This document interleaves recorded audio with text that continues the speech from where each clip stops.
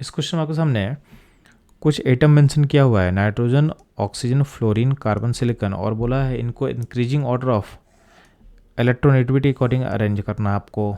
तो आपके सामने एक टेबल सेट किया हुआ है जहाँ पे इन सारे एलिमेंट का इलेक्ट्रोनेगेटिविटी का वैल्यू लिखा हुआ है। तो ध्यान देंगे, ऐसे भी आपको पता है कि फ्लोरीन का जो इलेक्ट्रोनेगेटिविटी हाईएस्ट होता है, तो फ्लोरीन के बाद ऑक्सीजन होता है, नाइट्रोजन होता है, तो ये तो आपको पता होना चाहिए FON।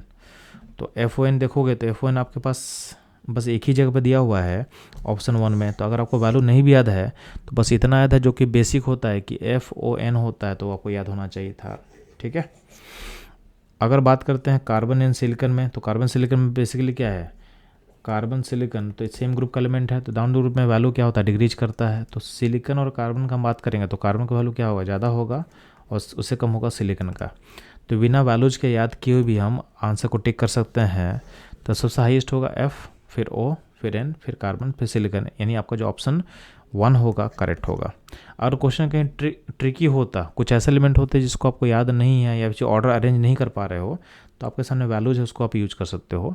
बट वैल्यूज मैं रिकमेंड नहीं कर रहा हूँ, क्योंकि आपका जो नीट में जो क्वेश्चन होता है वो नॉर्मली आसान होता है, तो आप ट्रेंड को अगर फॉलो करोगे तो उससे क्वेश्चन ईजिली आपका बन जाएगा।